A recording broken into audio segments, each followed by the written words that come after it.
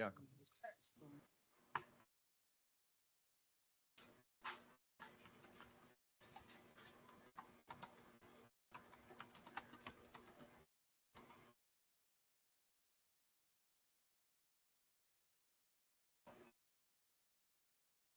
Started.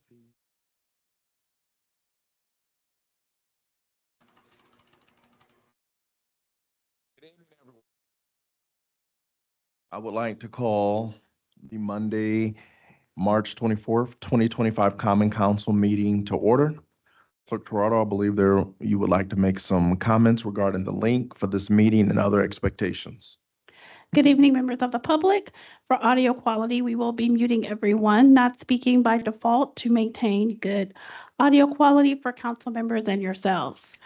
If you would like to speak during the meeting on a certain agenda item or during privilege of the floor, please submit your request in the chat. Directions to do so will be listed.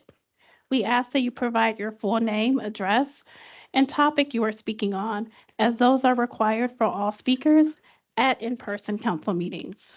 If you would like to be called on during the meeting to provide public input, please insert the following into the chat and you will be called on during the relevant time for public input. My name is full name and I live at address, and I would like to speak on or against agenda item. You will then be given 5 minutes to speak. Please be sure to unmute yourself prior to giving your remarks. All right, thank you. Please understand that disrespectful, rude, or disruptive speech or actions will not be tolerated. Such speech and/or action, as well as verbal attacks against any person, may result in the individual, without noticing, forfeiting the remainder of his or her allotted time. Again, I want to welcome you all here, and we're so grateful and honored to have Pastor Father Arthur Joseph Simbija. All right. From St. Anthony de Padua, de Padua Catholic Parish. Would you please come, state your name and address, and then lead us in our invocation tonight? Thank you so much, Father, for being with us. Thank you. My name is Father Arthur Joseph Simbija. My address is 2120 East Jefferson Boulevard, South Bend, 46617. Let us pause and center ourselves. God of justice, wisdom, and unity, we thank you for the gift of this day and for the opportunity to gather in service to the people of South Bend. We are grateful for the leaders, staff, and residents whose commitment continues to shape a more inclusive, resilient, and hopeful community.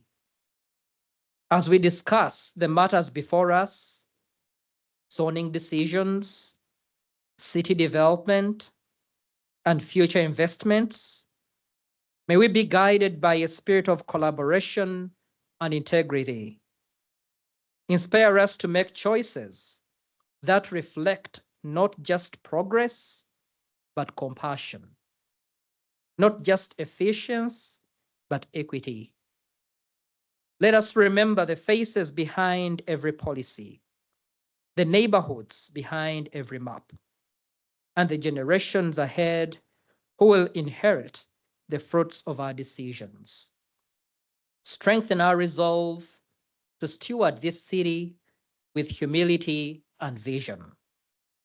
In gratitude and hope, we offer this prayer through Christ our Lord. Amen. Amen. And now we'll say the Pledge of Allegiance. I pledge allegiance to the United States of America and to the republic for which it stands, one nation, under God, indivisible, with liberty and justice for all.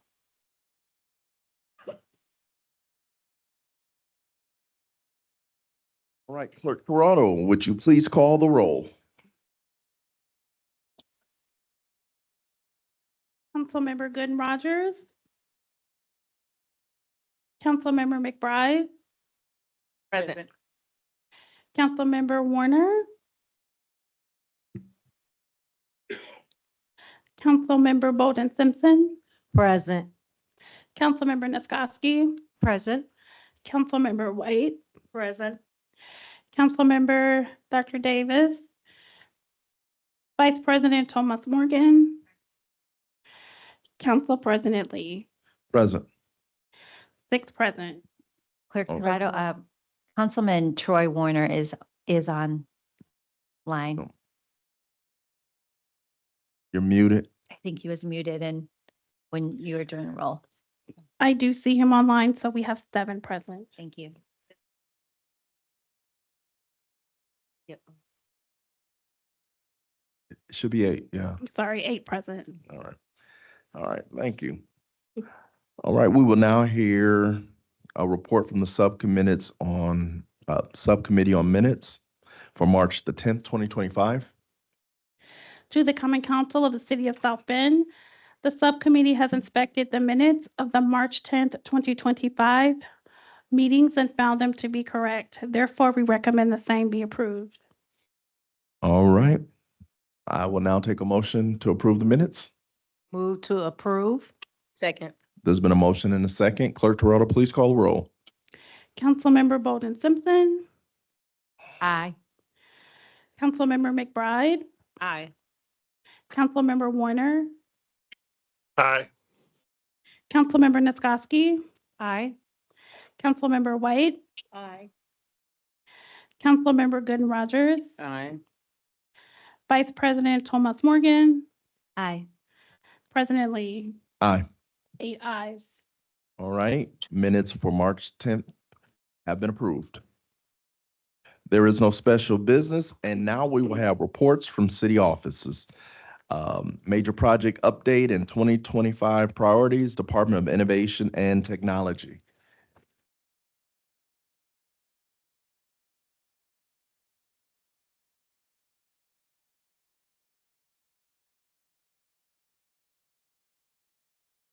And we're so glad to have Denise here with us tonight to give us an update.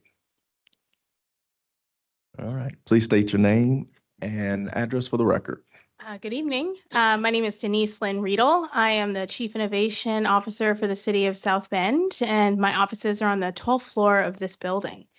Thank you so much for inviting me to speak today and to give a brief overview of what the department has done last year, and mostly focus as well on upcoming activities that council has approved via the budget cycle last year and via quarterly appropriations, just to put that on your radar. And I would like to reserve time for any questions in the update as council would like to engage. So just as a reminder for everyone, the Department of Innovation and Technology is a data, technology, and design Swiss Army knife. We have developers, we have infrastructure specialists, we have IT project managers, and we're doing everything from installing sensors to delivering new laptops to employees to analyzing data on a daily basis. So we have a versatile group that work on almost every city project to some degree. Our mantra is listen first, build with. That's the ethos we like to do our work with. We try and approach every project we have with a collaborative mind and really design our products around the end users and our customers. These are our values. I won't get into these today, but we give awards based on these values every quarter. Members of council are invited to join us for those celebrations. We've always invited Rachel Thomas Morgan as our IT council president, committee president, to come to those. But these are the things that we try and embody in our department, and again, kind of weave through our work and how we hire people. We like to hire people that really care about these things just the way we do. This is our org chart. I'm sharing this for reference for council, but this is mostly to give you an idea of how things are structured in the department. Like I said, we do a lot of different things. There are 2 specialized deputies under me. Of course, Dan O'Connor is our Chief Technology Officer who runs core IT functions for the city. And then Carrie Joseph is our Chief Digital Officer who runs digital transformation, things like web, custom development, and custom integrations. here are the highlights for 2024. We have more projects that we could talk about than could fit into a 15-minute update. But just to raise a couple of big things that happened that year, we merged teams and took on some new functions as a department. Our customer service team grew, and we created a new resident success team. We see this as the proactive arm of 311. They did a lot of calls to people, for instance, near shutoff. So they're trying to prevent shutoffs. They're trying to onboard new residents into a lot of city services at once, kind of take a new wraparound case management approach to city services, something we've never really had the time or luxury to do before. We digitized a lot of paper-based city forms, everything from our APRA process to some SBARC processes. We're able to take forms and make them digital, make them just easier to use for most residents, and also make things more streamlined on the back end for our city staff. We analyzed a lot of data last year. The team did lots of reports around everything from public safety and transparency to housing and evictions to city service resolution. So we were able to gather lots of city departments around those data points and have them influence not only operations, but also decision making. So we, in addition to doing all of that, we increased public safety technology. That's been a big theme over many of the years, really since American Rescue for our department. But last year was a really big year for that in the department. With the police department, we really increased the footprint of the real-time crime center last year. Now we have hundreds of city-owned cameras, and we have over 50 private partnerships with integrations into the real-time crime center. And this time in 2022, we didn't have any cameras at all across the city. And so it's just amazing growth that we've seen, all catalyzed by the council approved American Rescue dollars and the vision that the chief and the mayor and the city have had really with that. So that's been great to see. We've leveraged generative AI to create some time-saving applications and tools for departments. I'll show you a couple of those. We expanded IT infrastructure, not just for public safety, but for things like environmental sensing and for public Wi-Fi. We secured the city and increased our cybersecurity work. We not only did this through training, but through planning and preparation and new tools.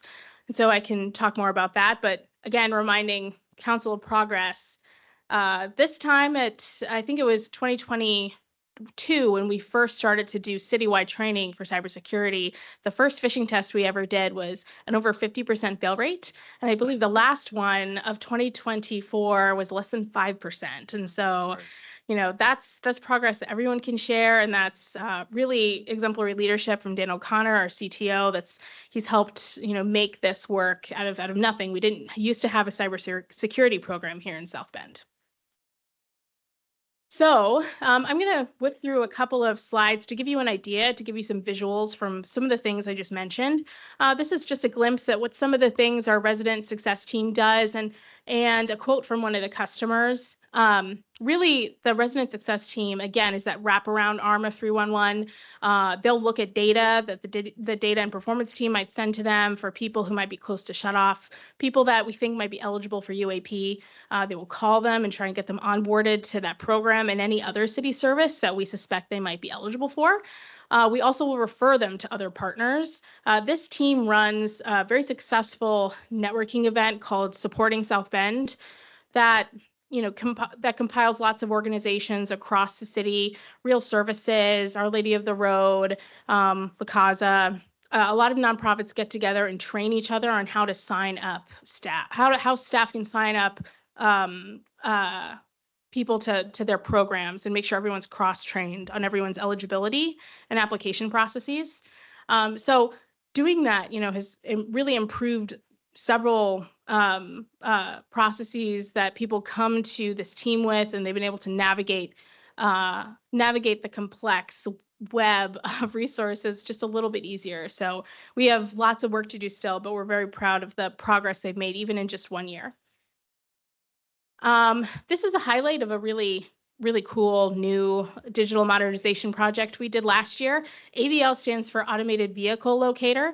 So this is the technology that we put on city vehicles that helps us track the city vehicles, but also measure how much emissions are coming out of the city vehicles. Helps us, measure like when snowplows are going up and down, so we can tell which streets have been plowed.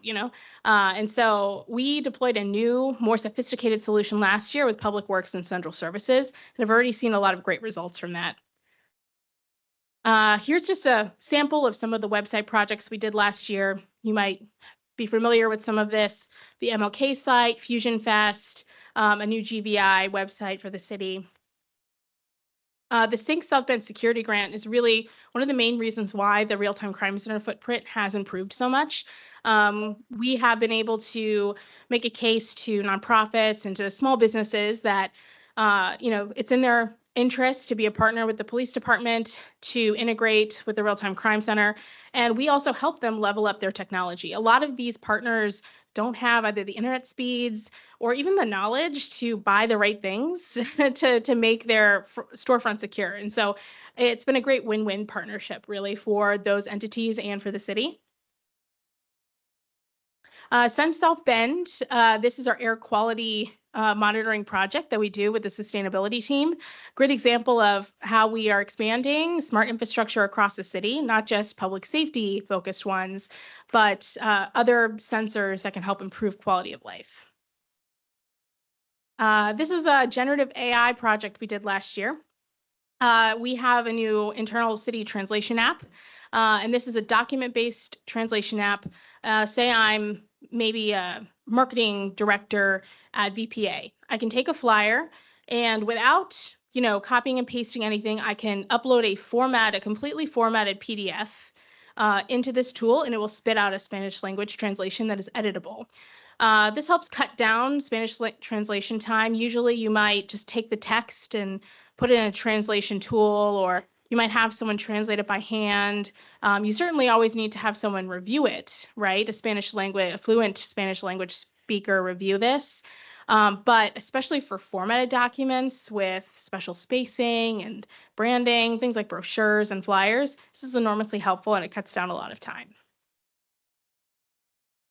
This is an example of one of the forms we digitized last year, the Spark Pet Adoption Form. And these are the adorable dogs that were adopted with the digital form. We've also digitized the APRA form and provided some kind of low-code tools on the back end for legal to track the APRA process, see how long different requests are taking, and also kind of pass different requests along to different people across the city. Commuters Trust is run out of our Civic Innovation Division. This is the mobility innovation and equity project that we have, where we partner with nonprofits and employers across the city to help hourly wage workers or job seekers or people seeking treatment in South Bend get to where they need to go. It's really a good stopgap in a city like ours, where we don't have the density for the public transportation infrastructure we might need. But at the same time, we do have those needs, right? And for people whose needs aren't met by Transpo, or they need some extra level of security for their day-to-day transportation, this program has been very helpful. This is a list of all of the nonprofit partners that are a part of the CNPP program that Lynn Wetzel runs. And this covers 10 different organizations and about 100 patrons. We worked with the police department to redesign and simplify the police transparency portal. We've learned, things that were confusing and things that we needed to fix. We put it in front of a lot of people to pressure test things. Make sure even simple things, that our dashboards are linkable to the media. We got a lot of great feedback how to make this better, especially with the people that use it most. And this is some of the national recognition we got last year, which is very exciting. It was a big year for us in that respect. And you guys can look at this long list. It's too long to talk about today, honestly. but the one that I would really like to discuss, the one that I'm probably most proud of is the Mission 41 Exceptional Employer that we received from the Tech Point Indiana program. This is a Mira Award. They call themselves the Oscars of Indiana Tech, but we were acknowledged as an exceptional technology employer, which I thought as a city is just so exciting to get that acknowledgement. We got this for, general, for not only what we do, but how we hire. We have tried to do a lot of skills-based hiring, which is kind of unusual for a city.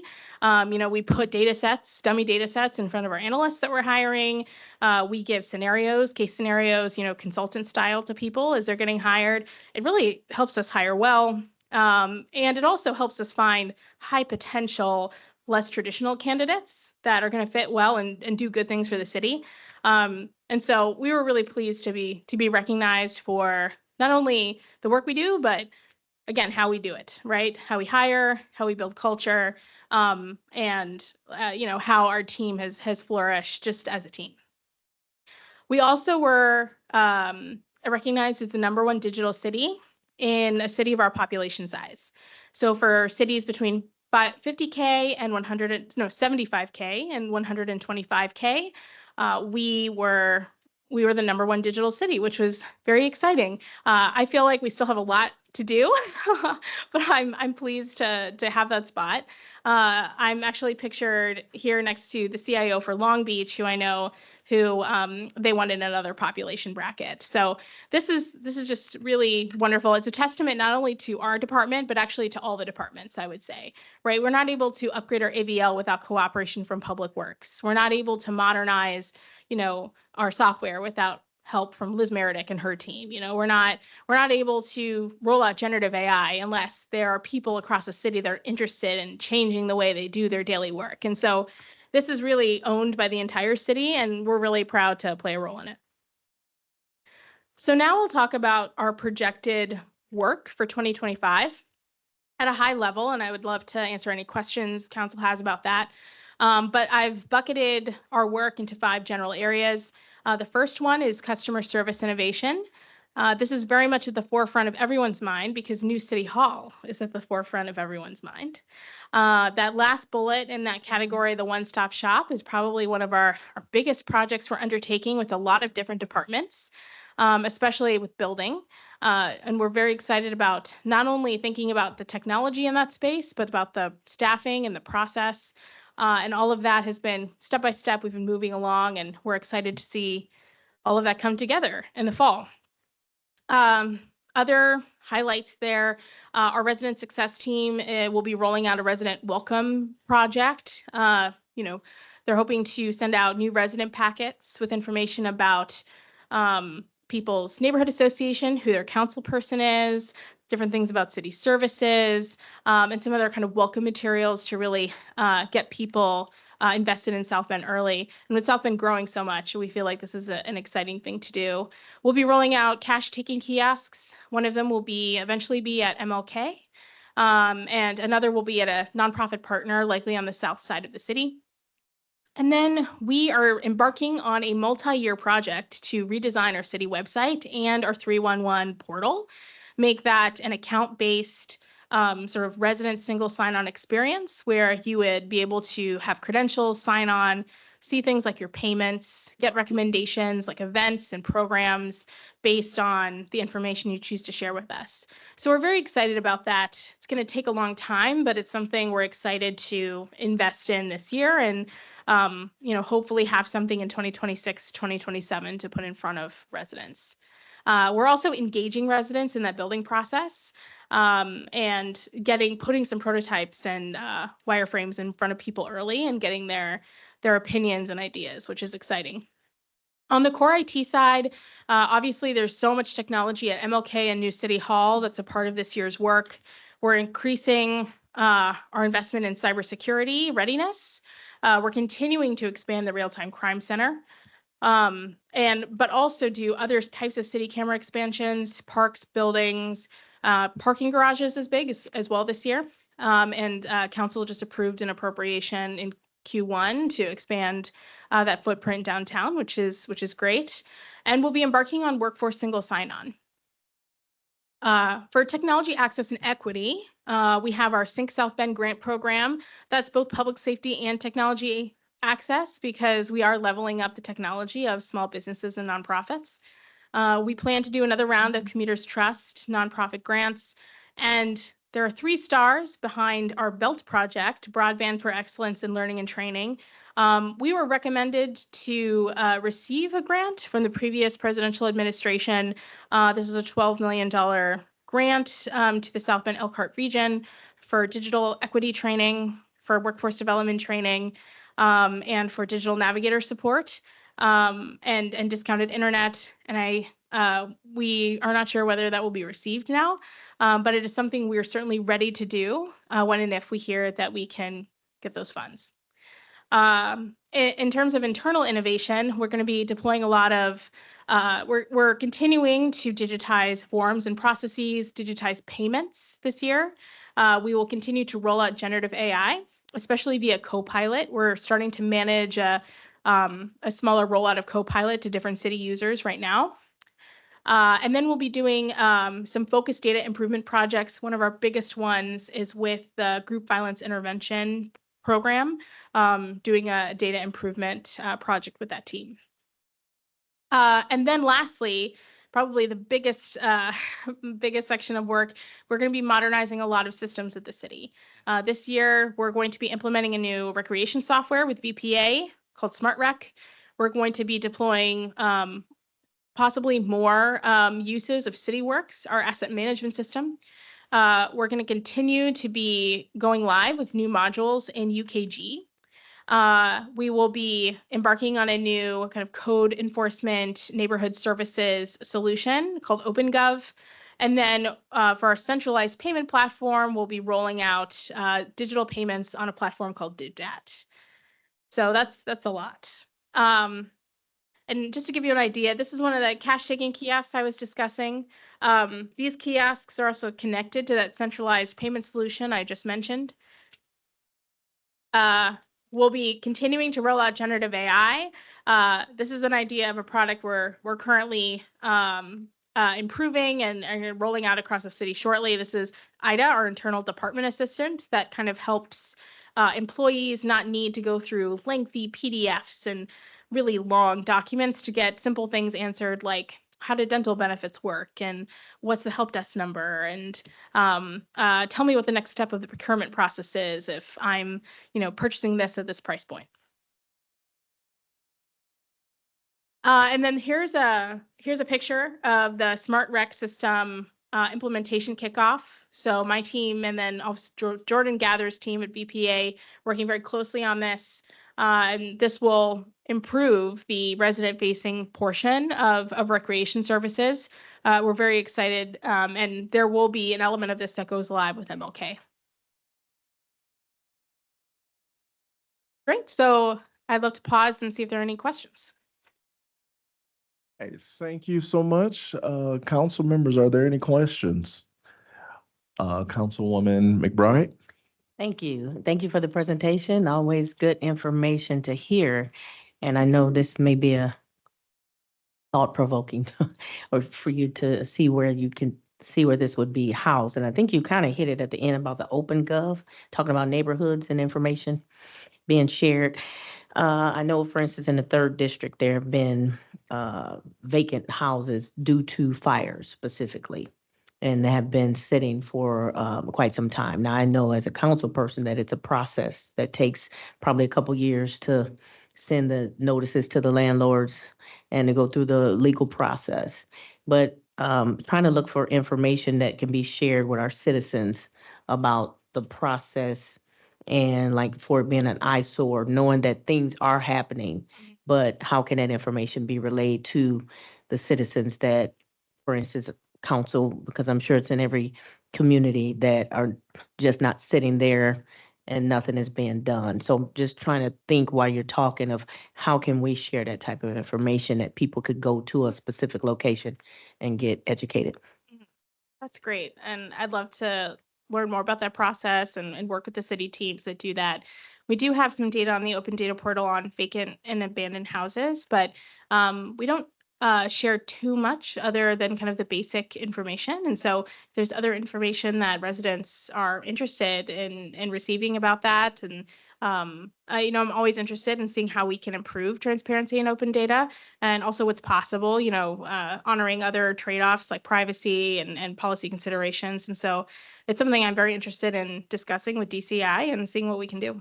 And is it possible, do you guys put some of the information like in, whether it's a newsletter or the water bill or things of that nature? So if people are not versed, like electronically, that they can see it, and that it's something that's ongoing or regular, whether it's a different topic, for instance, every month or quarterly, something like that? Absolutely. Members of our data and performance team have actually worked with neighborhood associations to create neighborhood report cards. So I'm actually not sure whether, I believe possibly there has been a neighborhood in the 3rd district that they have River to Park, prototype yes. with. And so perhaps it's just about expanding that and seeing what else we can do and maybe doing that more regularly. Okay. Because I think that component of the project was a dashboard, but then also a paper version of the dashboard to pass out at meetings. Thank you. Yeah. Councilwoman White? Thank you so much for your comprehensive report as always, and it's very exciting. And I'm very encouraged when you begin to see how the technology and innovation is moving forward. I just have one question. In terms of the update, in terms of the different systems and technology, do you see that also being upgraded in the neighborhood centers that we currently have as well? Oh, yes. In the venues, parks and arts, community Mhm. centers. Yes. Yes. So all of the staff and recreation staff that are in the center, so Howard Park, O'Brien, MLK, so all of those city-run facilities will be onboarded to Smart Rec. Okay. It's a big change management process. It's like a Mhm. hard thing to ask everyone to change the way they do things. And so I Mhm. think it's going to take a long time. And, Jordan gathers, myself and all of our teams are up to the change management task. But that is the hope, that there would be, as much as possible, a unified registration process for our residents. I know for some recreation programs, they're required, for tennis, for instance, they're required to use other types of systems that the National Tennis Association uses. So I don't think we'll ever reach the point of total, standardization, but it can be much more standardized. And, I think the platform we're transitioning to is a lot more functionality than the current one. And so the hope is, whether you're doing yoga at Howard Park or you're doing basketball at MLK, that you'll be able to, Mhm. you'll be in the same system. Okay. And then my last question, President, in terms of the upgrade with the equipment, Mhm. are you looking at doing that as well in some of the centers that, for example, I think there's one at Charles Black Center, they have a room, and I think that their equipment needs to be upgraded because the kids are coming there for training. Oh, excellent. Yeah, Mhm. we have actually just a general supplies line in our budget. And so that just might be a conversation with VPA around, given your needs, given also, I know his team, they have all sorts of physical spaces they're trying to upgrade. And so sometimes it's a matter of which one's the most important and where can we allocate the resources. But I'd love to learn more about that space and see what we can do. Thank you. Right. Anyone else? I would just like to say thank you for your presentation. There's a lot going on, obviously, in your department that you're doing, and a lot of good things that are helping the city of South Bend. That translation app is just wonderful. I had a lot of brochures and different things going out of my district, and I think that's a very important tool for our city. In reference to the grants for the Sync South Bend grants, you said there was 170 applicants and 50+ private entities. Where are we at with some of the other ones that haven't quite got there yet? So it's a rolling grant application. So there are some entities that applied in the first round that still haven't been approved yet. And that's really just because, we're kind of doing it round by round. Now we, thanks to the last budget cycle, we have $50,000 in the innovation and technology budget to do another round this year, which is very exciting. So we're trying to do as much as we can with the resources we have. And really what we're doing is, providing the applicants to PD and asking them, which locations are strategically most important right now, right? Especially given the existing real-time crime center footprint. And that greatly informs where, so if someone has not been selected, it might be because we already have a lot of cameras in that area. We have a lot of partnered cameras. So, I mean, we're hoping to do 1, possibly 2 rounds this year. Yeah. Okay, thank you so much. And Mhm. again, thank you for your presentation. Yes, Councilwoman Ophelia Gooden Rogers.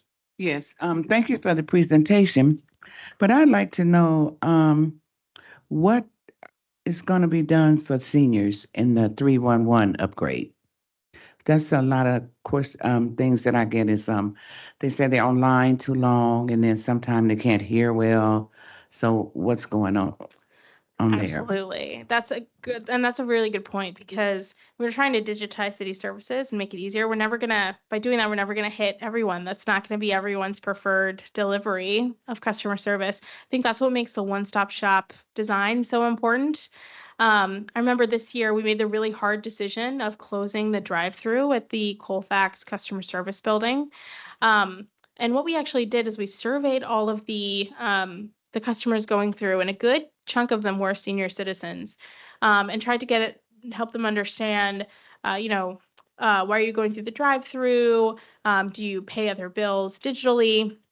And we learned a lot of interesting things. We learned that people do actually pay their other bills digitally. And we also learned that it's a habit, and we've learned that from senior citizens too. Like they like coming in and they like talking to Lily Schroyer and Kathleen Sutherland, and we don't want to take that away. And I think that's why we're being so intentional about the one-stop shop space. We still want that to be an option. But I think you're absolutely right. I think MySB, senior citizens, I think every year are getting more digitally literate. But at the same time, we do need to have those offline moments that are important and connect people to services. And when we do the MySB build out and we're engaging with people, we really should intentionally engage with senior citizens. So if council has any ideas or any groups that you would recommend we put the tool in front of, and even if they don't like the tool or they know they're not going to use it, we'd love to hear from them. Like, well, how would you like to ingest this information? Is it by mail? Is it by a call from the resident success team? Is it via the mayor's newsletter? Those are all great questions. And I feel like that's why we have to have this, this Swiss Army knife approach to this, right? We have to have lots of tools in our tool belt because the one perfect account-based 311 system is never going to help everyone. It's not going to help senior citizens that don't have the skills. It's not going to help someone who doesn't have at-home internet. And so we always have to supplement. So what about, something like, maybe having, a training session for seniors when they come in, maybe at one of the centers, or maybe just a special Saturday or something, so that when they come in, or even at the water company, when they come in, you can have a kiosk or something there and somebody can show them the new technology and what they can and cannot do to help them out, because they really do have a big complaint with the 311. We would love to do that training. That sounds fabulous. That's something we should just absolutely do. Thank you. Councilwoman Sherry Bolden Simpson. Thank you, President Lee. I will start out with a question that came up today. I had very good service today, so I am hearing impaired, so I think the person said their name was Billy. And I did email Kathleen Sutherland, but something that came up, you often when you call, you want the survey comes up. Mhm. Unfortunately, I was driving while I was talking. I could not do the survey. And so I thought it would be good to have a QR code so you could get to the survey later. sometimes as councilwoman, I want to hurry up and get the information and go back to my constituent and let them know. So that's just a suggestion. And then I wanted to give kudos to my service today. And your quest to get feedback data is admirable. That is really good. One more question. I'm sorry. You're reaching out to people that are high risk for turn for shut off. How is, I know one time we wanted to increase the number of people on the utility assistance program. Have you seen the fruits of your labor with that? Yes. Okay. And the last expansion that council approved, I believe, was to include renters in the program, which has been enormously helpful. So we were able to change the application and bring a whole new audience into that program. Yeah, I mean, I think that the program has been great. But even we're realizing that, with the utility assistance program, that benefit at most is $25 off your bill. The average bill was like $80 right now. So it's a good chunk off your bill. But for someone who's really underwater, it doesn't make so much of a difference, especially if you build up a lot of debt on your utility bill. And so there's still a lot of things we want to work through. I think that program has been really transformative and made a lot of help where there wasn't any before, but there's still a lot we are putting our heads together on in terms of affordability. So yes, to answer your question, it has been very impactful. And it's given people options, which is good. Thank you. Councilwoman Rachel Thomas Morgan, Vice President. Thank you. Thank you so much, Denise. I have a couple questions and then a comment. On the translation app, is it just Spanish at this point? Is there capacity for other languages down the road? We could do it. And actually, it wouldn't be hard at all to do other languages. The translations in Spanish are best in generative AI, but we absolutely could do other languages. And if there's a need, let us know. Council also can use this tool. So I'd be happy to circulate the link and the directions to you all if that's of interest. Great. Thank you so much. And then I had another question just about you mentioned the grant that the federal grant that we were hoping to receive, $12 million that we applied for with MACOG and other counties. Do you have we been in touch with our federal legislators about that and asking their help?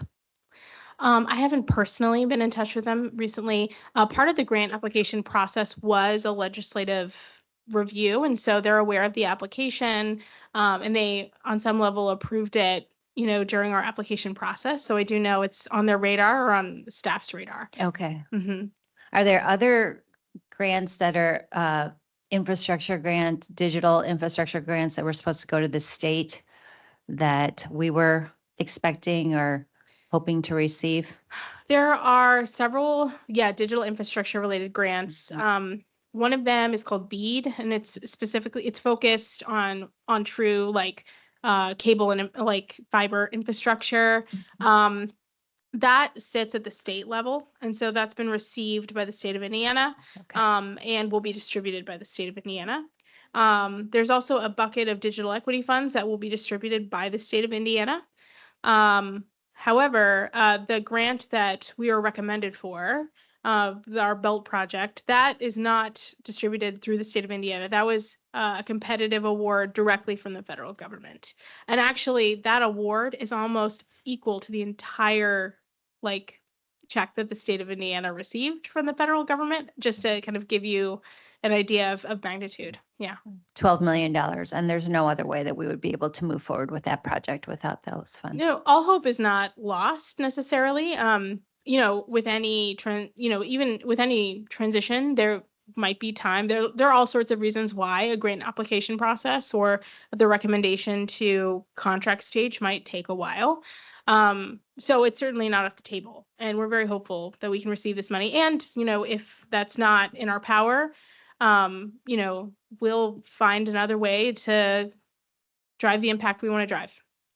Thank you so much. I really do want to thank you for coming tonight for this presentation. And I've witnessed firsthand how you live out your mantra, listen first, build well, build with, that you build and then you circle back to our residents to ask for feedback, how we can improve this. I just really want to thank you for that. And also, I just want everybody to know if, Denise does a great job with her team to encourage professional development. And it's a really collaborative culture. And I think that that's why so many people enjoy working on the team. And we've been able to retain such talent.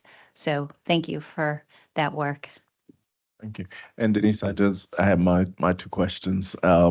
First of all, are we using AI to integrate with 311? Because I've had a lot of people feel like at a certain time 311 is not available. And so a lot of times instead of, we always tell people call 311, but they feel like no one is answering. Is there a way to integrate the AI to where they can take the people's information and make sure that it gets to the right appropriate location? And Yeah, there is, and we're looking into all of that now, which is exciting. Wait times were higher at the beginning of 2024 than they typically are. This was because the new team was cross-training. Now the 311 team does a lot of utility work, which is great. I think eventually it's resulted in a lot of efficiencies, but it was certainly a growing pain. And I think our hold times and we review these every month, is one of our data reports. And so we have probably for the past year and a half, I've been looking at different AI products, both chatbots and more like voice-based IVR solutions that use generative AI to kind of intake or answer questions. What's been hard is I've tested different prototypes, or like companies have given me like demos using our public knowledge-based articles. And until I can have one that actually correctly tells me how much our yard waste costs and who can tell me how to fill out a pothole or when my trash is picked up, which none of them have yet, I'm very hesitant to move forward. And these products are getting better every day. So I'm very excited. And, Kathleen Sutherland and the whole 311 team is excited to find out how to integrate this work and these tools into their work. And there's a lot we're kind of doing behind the scenes that necessarily isn't resident facing, that is contributing to new efficiencies. But one thing I tell my team is, and one thing we want to avoid that we've seen, other cities have seen, is what's worse than maybe like a bad hold time is putting bad AI in front of a long hold time. Because that if you're talking to a bot, this happened the other day. Someone, is looking to develop this new voice 311 system. And I think it's great. And I love to work, we're a beta city, right? So I love to work with these startups. And if it's a matter of using our public knowledge-based articles, like go for it. Like, please develop a prototype on top of our like web-based like text, and then like, let me see if it works really well, because we'd love to use it. But like they were not able to answer really basic questions about yard waste. And I really don't know what the value add would be in that situation. And so probably, we've looked at several different types of solutions, and we're continuing to engage with vendors and talk to them about not only chatbots, but voice-based solutions. Something we want to do, but we really want to do it well, because it could be really bad and it could jeopardize city trust if we don't do it well. Right. So it's something we're very excited about, but it's something we also want to make sure we do right. okay, that's something very needed. My last question is, what can we do with our innovation team to make our council website better or more interactive? I've looked at different city council websites we're not the worst. There's some a lot worse than ours, but I think with us being such a 21st century city that our website should be state of the art. And so what can we do with our innovation team to integrate that? Yeah. Well, the first thing I would do would be to ask the people that are using your council website what they like and don't like about it. And we've done a couple of different kind of smaller redesigns of the clerk and council website before. But I would love to know, like, is the information organized properly? Is what you're most commonly going to the site for being featured prominently? Are there things that you expect to find there that you're not? And so it could just be an information organizational issue that can be easily solved by just rearranging where different links and pages nest. And in terms of interactivity, I mean, if there are certain, we can have maybe a deep dive meeting on this, but I'd love to learn more about what kind of features specifically you're most interested in and whether they're solved by an updated website or also by other types of tools, right? The city has, we have, for instance, like a newsletter solution that different departments use that council is free to use. And while that's not, updating your website, that is something that the council can do to interact more with constituents. So I think it's a yes and, we can look into updating the website based on your constituents' needs and desires, but we can also look at other things too, other tools. Okay. Thank you, Denise, for your update. Thank you very much. Oh, I'm sorry. Councilman Troy Warner, if you're online, do you have any questions? No questions. Great job. Thank you as always, Denise. All right. Thank you, Denise, for the update, and we appreciate you. All right. I will now entertain a motion to resolve into the committee of the whole. Second. There's been a motion and a second. Clerk Toronto, please call the roll. Councilmember McBride, Aye. Councilmember Bolden Simpson, Aye. Councilmember Warner, Aye. Councilmember Nisgowsky, Aye. Councilmember White, Aye. Councilmember Gooden Rogers, Aye. Vice President Thomas Morgan, Aye. President Lee, Aye. 8 ayes. All right, we are now in the committee of the whole. My old job. The committee of the whole is now in session. This is the portion of the council's meeting where bills are given a second reading and public hearing. I wish to share with you that bills that will be given a second reading and public hearing have been given a first reading and set for a committee meeting and public hearing prior to this evening's meeting. In addition, you will hear from the chairperson of the committee where the bill was discussed and the results of their discussion. If the proposed ordinance is a zoning ordinance, a report from a staff member will be given. In all other situations, the formal presentation on the proposed ordinance will immediately follow the committee report. The formal presentation shall be on time. Clerk Toronto, would you please give Bill 05-25 a second reading? Public hearing on an ordinance of the Common Council of the City of South Bend, Indiana, amending the zoning ordinance for property located at 3527 Lincoln Way West, Councilmanic District Number 1 in the City of South Bend, Indiana. Is there a committee report? Yes, there is, President Lee. This came to zoning and annexation this afternoon and comes to the committee of the whole with a favorable recommendation. All right. We see that the petitioner is present. I ask that you state your name and address and share with us key points regarding the bill that's before us. Skip Morrell, Principal Development Planner with offices on the 14th floor of this building. As stated, this property is located at 3527 Lincoln Way West.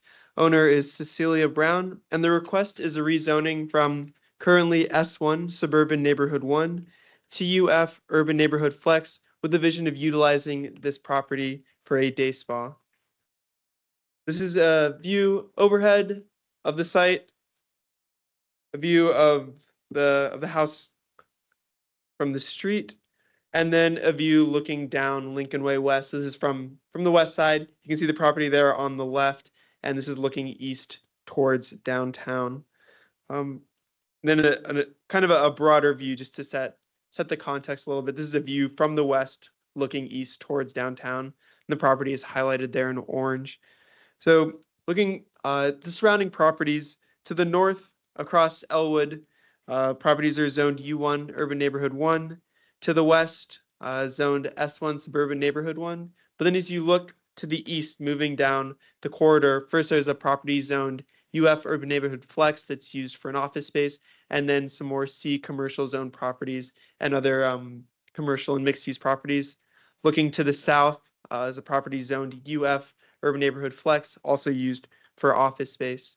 At the site itself, this house was built in 1916. It's most recently been used for office space and then for rental.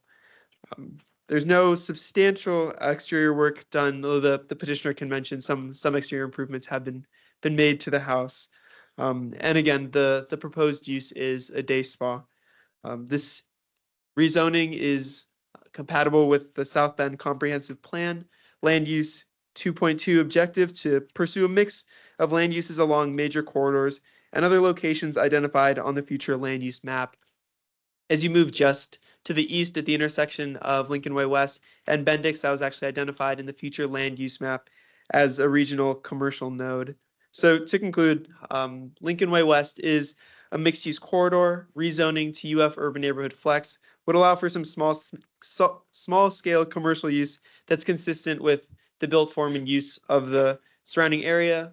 The zoning is UF Urban Neighborhood Flex also allows for a full range of residential uses that allows the site to be compatible and kind of match the needs of the community now and into the future. And the owner is here as well. All right. Owner, if you would like to come and give a few words real quick. We heard from you in committee about an hour ago, so. I'm Cecilia Brown. My address is 56827 Sundown Road, South Bend. But then also this property is 2527 Lincoln Way West. And we would like to have it as a spa. So, All right. Council members, do you have any questions? Question. Hold on. Councilwoman Nixagowski? Thank you. And thank you so much for bringing this to us. It sounds like a wonderful idea. But I do have one question for Skip, and I wasn't at the committee meeting, but was there anyone that spoke in favor, against, or anything at the Plan Commission meeting in reference to this property? Yeah, actually, and the owner might be able to speak to this too. The direct property owner to the west came and had some questions just about like the use, the frequency of customers, lighting, questions like that. I believe you had a chance to speak, but you can add more. Thank you. so I did speak with a neighbor. He seems perfectly nice. His concern was he didn't want it to be a hotel. So we're not going to be a hotel. But then oddly enough, he was concerned about too much lighting on the property, but then followed it up with, I think you should have a lot of security because there's a lot of crime that happens in our area. So we will have security, we will have lighting, but we won't point it at his house because that wouldn't help anyone. He's not, a risk to us, but we will have lighting and security on the property. Okay. Well, thank you so much for elaborating on that. Anyone else? I have. Okay. Councilwoman Ophelia Gooden Rogers? When you say, what kind of spa, and explain what it will consist of? So it would be a med spa. We currently do laser hair removal, tattoo removal, body contouring, radio frequency body contouring, laser lipo services, health coaching, which is consistent with dietary counseling, basically. We do all kinds of facials. We take a holistic approach, so we're kind of unique. I don't know if someone asked for the name. I don't know if you've looked up at the website or not, but we're not traditional in any aspect. We take a little spin on everything we do. So yes, we do facials, but we do them differently than most. And so that's pretty much what we do at our current location. This location will be offering spray tan, IV therapy, health coaching, hair and nails, and potentially later down the road, laser services, depending on how it's received in the area and if there's really a need or a market for it. We do a lot of community work in Arizona, and I'd like to carry that here. We do a lot of trading per se. We have all of our customers at different points of the year bring a birthday in a box and they get a hefty discount on their services as long as they bring the complete set so that we can give those out. We do Jambos, which is a fun pajamas for foster kids. We do that. So we do a lot of, like I said, everything's with a twist at our spa. So if you bring in pajamas that are brand new, all different ages, you get a discount on future services or your current service. And we just put that in your rewards bank and you can kind of build them up. So in Arizona, our customers are trained to never really show up empty-handed. They'll bring dog food or jammies, or when it comes time to Christmas, the whole lobby is full. And we usually start like on Black Friday with our toy drives. And that just kind of, we always have like a little area at our current spa where all of our stuff is stored so that we can give those out to the charities that we work with. But then, you know, if the customer's just dropping by because they were at Target, and we just put that reward in their bank and they can use it as a later discount per se for their current services, or, you know, if their mom stops by or whatever, we just pull the points off and take it off their total. So. I'm not done yet. One more question. So have you, talked to your neighbors? What kind of parking is here? What's the parking lot? So we have lots of parking. Our whole. Because I couldn't see it right there, Yeah. skipped it. Well, because it was covered by yard debris and so much trash, countertops, overgrowth galore. But that has all been removed, and now we can get to the actual cleaning up and the actual landscaping and making it look nice. But there's ample parking. We can at least comfortably get 8 cars without any problems. And if we do more clearing, we could have an additional 2 to 3 parking. And that would all be in the back of the building, nothing on the front. And we're going to train the clients to come in through the back so they're not walking around the front. So that hopefully will also alleviate some of the concerns of the foot traffic that we have that comes down from Bendix through to the other businesses. Oh, thank you and good luck. Thanks. Now, with your spa, will it be massages or is it just the electronic? Machines. So yeah, no, we will have massage. When we're running demographics, it's kind of unique. There's a lot of need for hair, a lot of need for nails, a lot of need for facial and spray tan. There is not a lot of demographics showing for massage, which I think that might just be because it's underserved. And so maybe people are conditioned that it's just not there, so they don't need it. So I think once we get going, we're going to be able to expand and add more services, fine tune the menu to exactly what the neighborhood is really needing, so that we're all kind of able to utilize that instead of having to drive further. But I think to be honest, I think what's going to happen is we're going to start with our basic services, and then we're going to expand as people want more services, or we have a consistent, yes, we really would like a masseuse on this side of town, if that makes sense. Right. You have a question? Not a question. I just want to add, since you mentioned security and wanting to have security, should this bill pass this evening, you listened to Denise Lynn Riedel's presentation, and so the camera and the Sync South Bend grants is something that you'd want to look into. No. I would think so. I'm just not sure if we would qualify, but we would be happy to participate. Yeah. Yeah. Feel free to look on the website, and you as a business, you would qualify. Okay. All right. If there's no any other questions at this time, we'll go to the public. Clerk Toronto, is anyone from the public wishing to speak in favor of Bill 05-25? I do not see anyone from the public or online wishing to speak in favor. Is there anyone online or in the chambers that wish to speak in opposition? I do not see anyone from the public in person or online wishing to speak in opposition. At this point, the public hearing on Bill 05-25 is now closed. I will now entertain a motion regarding the bill. I'll make a motion to send 5-25 to the full council with a favorable recommendation. Second. There's been a motion and a second. Clerk Toronto, please call the roll. Councilmember Nisgowsky, Aye. Councilmember Gooden Rogers, Aye. Councilmember White, Aye. Councilmember McBride, Aye. Councilmember Bolden Simpson, Aye.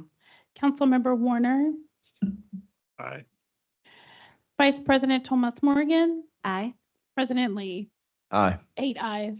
All right. Bill 05-22 will be sent to the full council with a favorable recommendation. I will now entertain a motion to rise from the committee of the whole and report back to the full council. So move. Second. It's been second and moved. Clerk Toronto, please call the roll. Councilmember McBride, Aye. Councilmember Gooden Rogers, Aye. Councilmember White, Aye. Councilmember Nisgowsky, Aye. Councilmember Bolden Simpson, Aye. Councilmember Warner, Aye.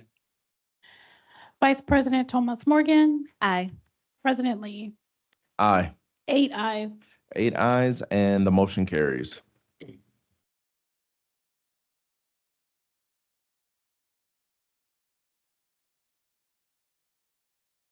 The full council is back in session, and this is the portion of the meeting where bills are given a third reading and action taken regarding bills that were heard in the committee of the whole.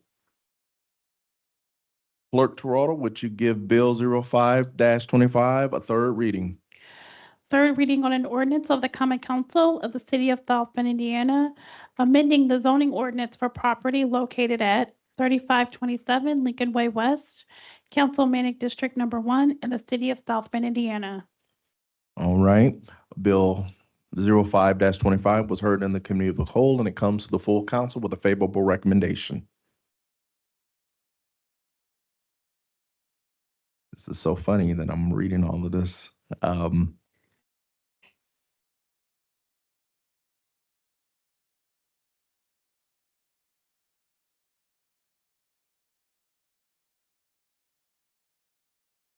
Is there,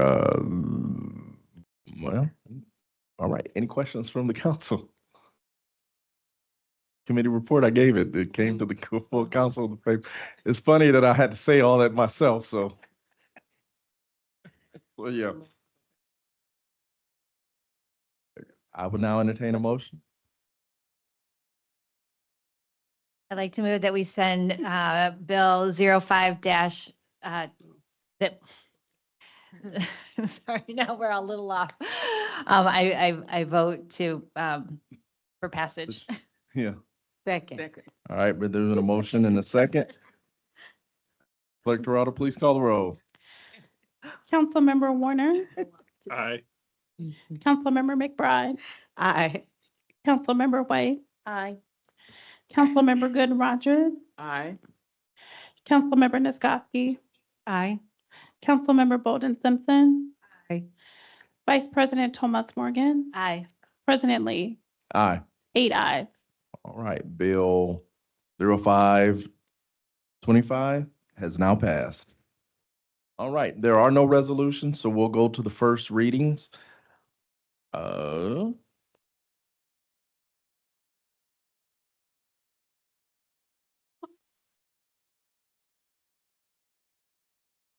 Toronto, would you give Bill 15-25 a first reading?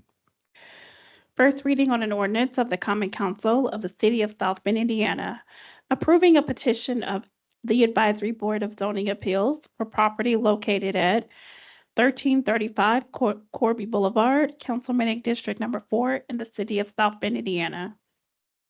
I will now entertain a motion to send to Zoning and Annexation Committee for public hearing and third reading on April the 14th, 2025. So moved. Second. There's been a motion and a second. Clerk Toronto, please call the roll. Councilmember White, Aye. Councilmember Bolden Simpson, Aye. Councilmember Warner, Councilmember Nisgowsky, Aye. Councilmember Gooden Rogers, Aye. Councilmember McBride, Aye. Vice President Thomas Morgan, Aye. Council President Lee. Aye. 7 ayes. All right, 1525 will be sent to zoning annexation for April the 14th. Clerk Toronto, would you give Bill 16-25 for first reading? First reading on an ordinance of the Common Council of the City of South Bend, Indiana, approving a petition of the Advisory Board of Zoning Appeals for the property located at 1253 Corby Boulevard, Councilmanic District Number 4 in the City of South Bend, Indiana. I would now entertain a motion to send to the Zoning Annexation Committee for public hearing and third reading for April the 14th. Move for moved. passage. Second. Second. All right, there has been a motion and a second. Clerk Toronto, please call the roll. Councilmember Nisgowsky, Aye. Councilmember Gooden Rogers, Aye. Councilmember McBride, Aye. Councilmember Bolden Simpson, Aye. Councilmember White, Aye. Vice President Thomas Morgan, Aye. President Lee. Aye. 7 ayes. All right, 1625 will be moved to zoning annexation for April the 14th. Clerk Toronto, would you please give Bill 17-25 a first reading? First reading on an ordinance of the Common Council of the City of South Bend, Indiana, approving a petition of the Advisory Board of Zoning Appeals for the property located at 3401 Western Avenue, Councilmanic District Number 2 in the City of South Bend, Indiana. I will now entertain a motion to send to Zoning and Annexation Committee for public hearing and third reading on April the 14th. So moved. Second. There's been a motion and a second. Clerk Toronto, please call the roll. Councilmember McBride, Aye. Councilmember Bolden Simpson, Aye. Councilmember Nisgowsky, Aye. Councilmember White, Aye. Councilmember Gooden Rogers, Aye. Vice President Thomas Morgan, Aye. President Lee. Aye. 7 ayes. Okay, Bill 17-25 will go to zoning and annexation. Clerk Toronto, would you please give Bill 18-25 a first reading? First reading on an ordinance of the Common Council of the City of South Bend, Indiana, approving a petition of the Advisory Board of Zoning Appeals for the property located at 1701 Hickory Road, Councilmanic District Number 4 in the City of South Bend, Indiana. I will now entertain a motion to send to zoning and annexation committee for public hearing and third reading on April the 14th, 2025. So moved. Second. There's been a motion and a second. Clerk Toronto, please call the roll. Councilmember Nisgowsky, Aye. Councilmember Gooden Rogers, Aye. Councilmember White, Aye. Councilmember McBride, Aye. Councilmember Bolden Simpson, Aye. Vice President Thomas Morgan, Aye. President Lee. Aye. 7 ayes. All right, 18-25 will go to zoning and annexation. Clerk Toronto, would you please give Bill 19-25 a first reading? First reading on an ordinance of the Common Council of the City of South Bend, Indiana, approving a petition of the Advisory Board of Zoning Appeals for the properties located at 906, 912,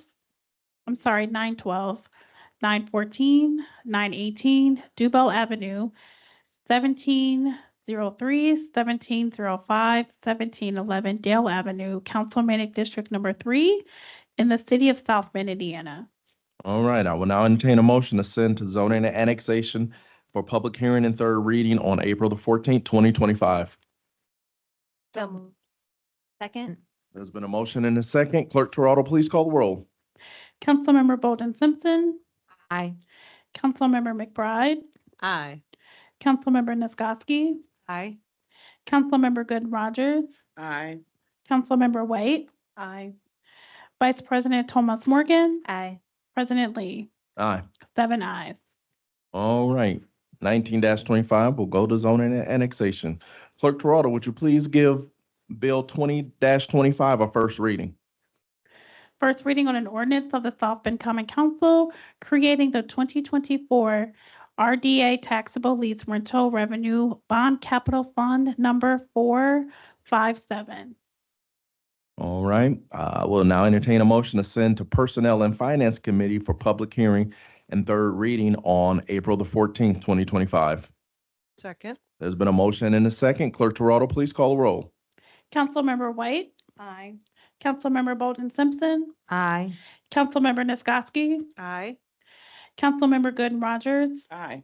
Councilmember McBride, Aye. Vice President Thomas Morgan. Aye. President Lee. Aye. 7 ayes. All right, 2025, we'll go to Personnel and Finance for our next April the 14th meeting. Clerk Toronto, please give 2125 a first reading. First reading on an ordinance of the South Bend Common Council creating the 2024 RDA Lease Rental Revenue Bond Capital Fund Number 458.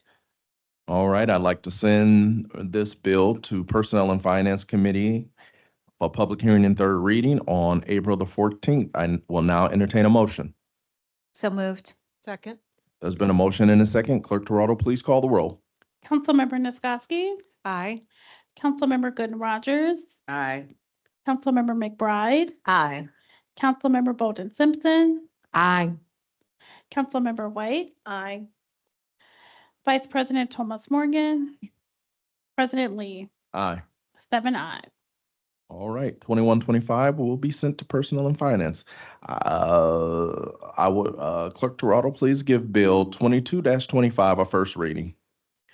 First reading on an ordinance of the Common Council of the City of South Bend, Indiana, to vacate the following described property: the portion of the right-of-way along the south side of Marion Street and east side of Main Street from the roundabout at Michigan Street and Marion Street southwesterly to Madison Street. Sorry. All right, I will now entertain a motion to send this to Public Works and Property Vacations Committee for public hearing and third reading on April the 14th, 2025. So moved. Second. There's been a motion and a second. Clerk Toronto, please call the roll. Councilmember McBride. Aye. Councilmember Bolden Simpson. Councilmember Nisgowsky. Aye. Councilmember White. Aye. Councilmember Gooden Rogers. Aye. Vice President Thomas Morgan. Aye. President Lee. Aye. 7 ayes. All right. Bill 22-25 will be sent to Public Works and Property Vacations for April the 14th meeting. Is there any unfinished business?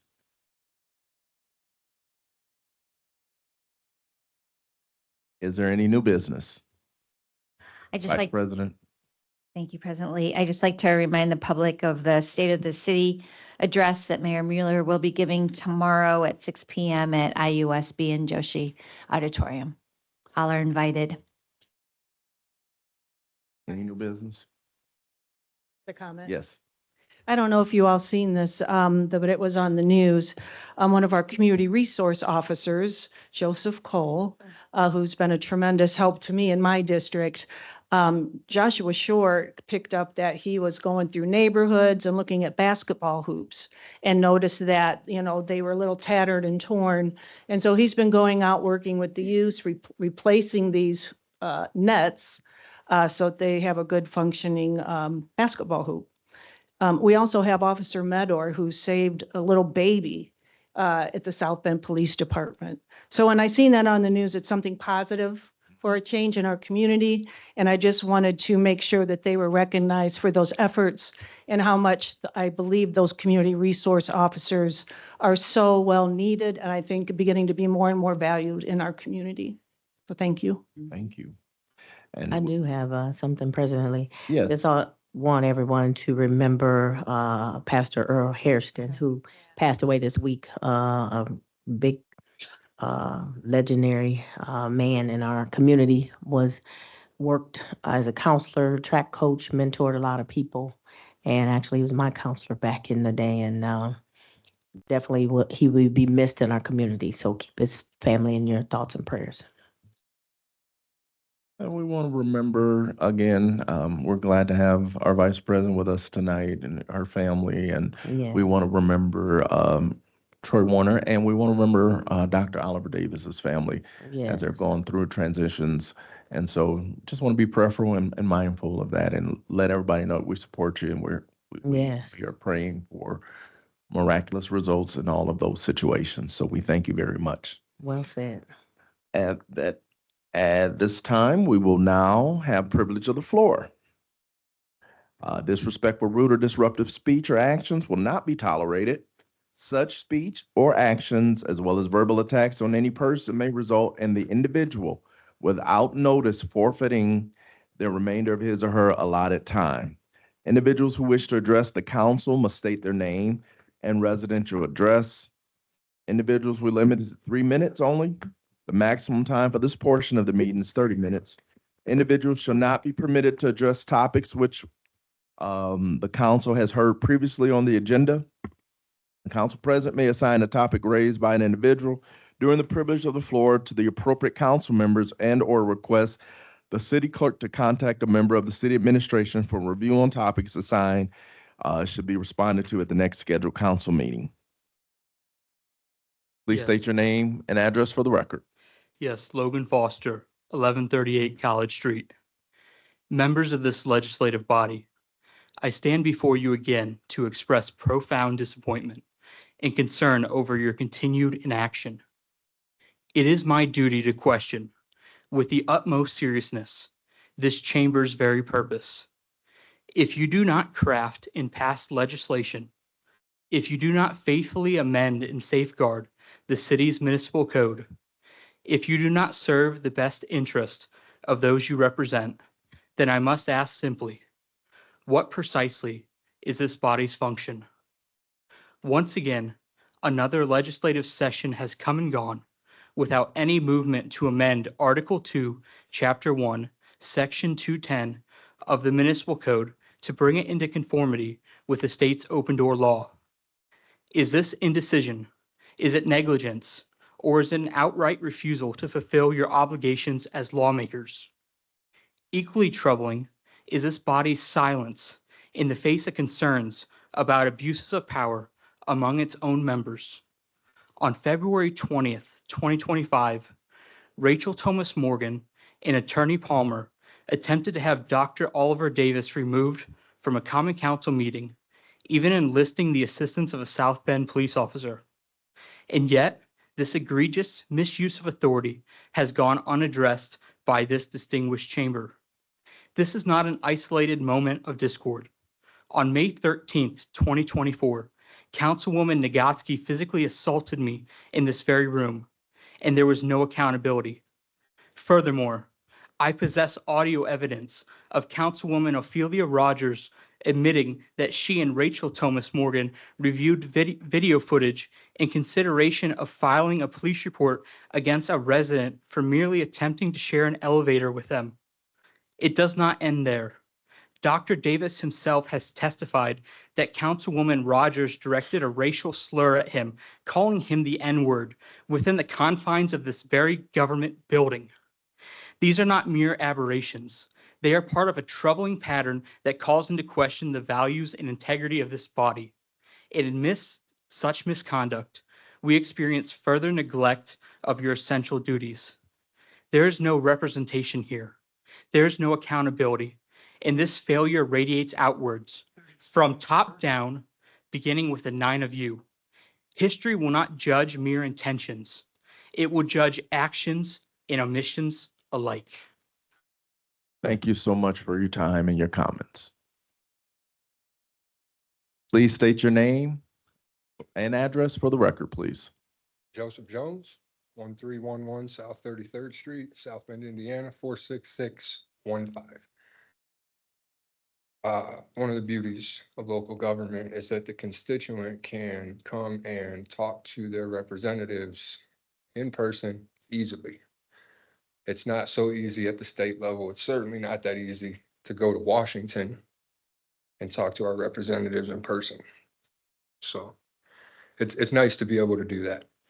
I just wanted to share a couple statistics that I looked up literally sitting here. The first answer I'm always getting when I do a search is an AI answer now, which is amazing. I wouldn't have thought that when I was a kid. For the year 2024, the city of South Bend had a poverty rate of 22.6%. That is a full 22 and about another 0.5% of the population that lives below the poverty line. The per capita income is $29,511 with a median household income of $55,512. The federal income tax rate for the top bracket is 37%. I don't believe either of those two incomes I just listed would fall in the top income bracket. But using that number as a reference where it's 37 cents on the dollar at the federal level, taxation is very onerous. I've thought about this a lot lately. My family owned a business when I was a kid. Taxation, I mean, we do tax abatements, right? Like, we understand we do that because you're giving those developers the incentive to develop in the area by allowing them to have that abatement period in the beginning. So they're not paying a full property tax while they're not yet generating revenue, right? That's a simple concept economically, I would think. But the burden on the individuals and the longer term corporations that have been around or businesses that have been around that are not abated is increased by that process. And I just think that whether it's at a local level, which would be, say, the county level, state level, federal level, all of it, we have to reimagine the tax code as a whole. Because the burden is not dispersed equally. I've had a conversation with Councilwoman Morgan in the past. And one of the things we did agree on was what I would call a Reagan thought process, trust, verify, when you're dealing with big corporations and companies. 15 seconds. I've talked to bosses at jobs I've had, and they've told me the same thing. The taxes are killing them all the way down the process. Thank you. Thank you, sir, for your comments. Anyone else? Please state your name and address for the record. Carlos Leyva, 448 South Olive Street. A couple of shout outs. The Riley boys basketball team just ended their season. They won the regional championship.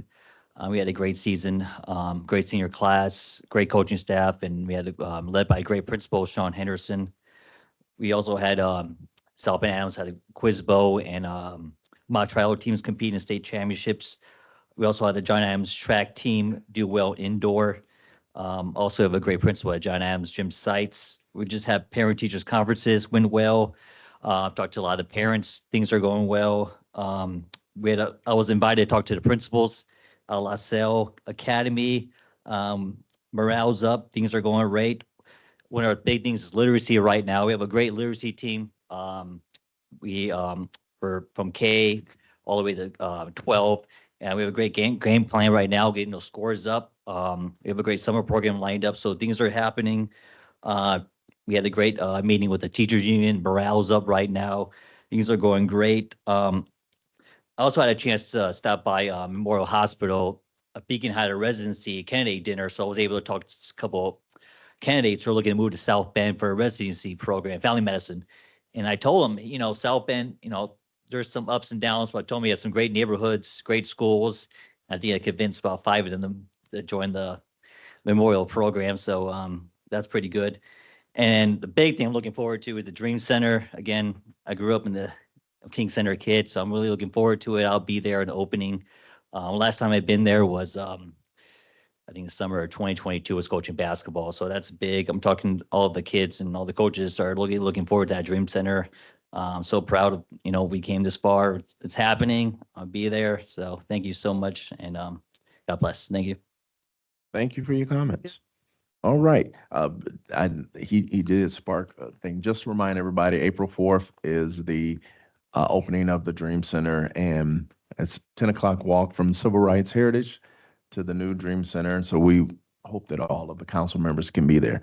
And with that being said, thank you all for your time. Thank you everyone for participating. Thank you, council members, for your energy and your time tonight. God bless you and be safe. This meeting is now adjourned.